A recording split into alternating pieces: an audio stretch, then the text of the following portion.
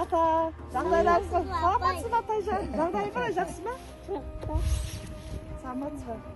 Я, Тайжан сіз жайлы көп айтады. Қазір біздің қазақтың төрт түлік малымыздан бөліп арамен айналысады екенсіз. Сол жайлы біз шамалы сізден мағлұмат алып, сізден бір көзімізге, өзіміздің көзімізбен қонаққа келіп тұрмыз. Ара жайлы айтып берсеңіз.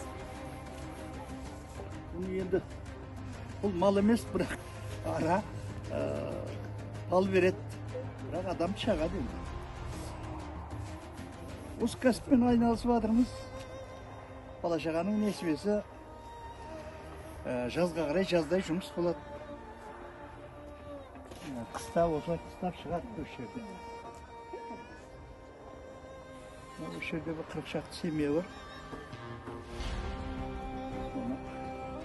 Баптап, тамағын беріп көктемнен шығарып жатырмыз. Көктемде осы. Ертең міне көктесе бәрі шығады. Енді осы жерде осы яшықтың бәрі қыстай тұрды ма? Қыстай осы жерде, осы мына жерде бір минутіне бұрын қойғанбыз, кеше күн жылығасын мыналар түсірді. Ашып көруге болады ма? Болады.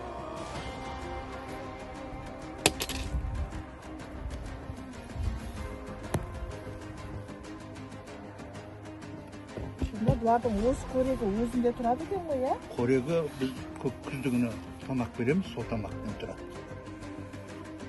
Қыстай.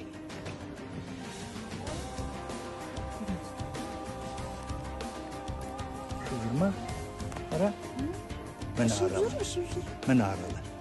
Көрінбей ме? Иә, араның денсаулыққа пайдасы өте зор. Балы бар, бұның өзінің шатқанның өзі емдік қасиеті бар. Мынада 7 арам бар екен. Мына аяғы екінші семья.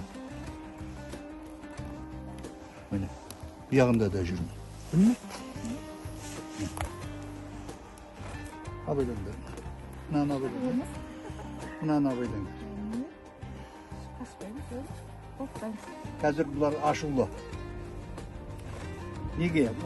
Қазір алып атырған гүл жоқ, басқа жоқ. Ашуланып ренжіп отырып. Бұлар жұмыс істеу керек. Таңның атысы, күннің батысы. Бұлар түнде де тыныш жатады. Ұяларын тазалап жатады. Тайжанның ата сізге көп рахмет. Қазір атадан дәстүрге ұмытылып бара жатқан небір біздің дәстүрлеріміз бар. Кәсіптерімізге мереке берсін дейміз. Я, осы Тайжанға рахмет, атасының арасын көрсетіп, бір керемет бір серуен жасадық, иә, баласы, иә?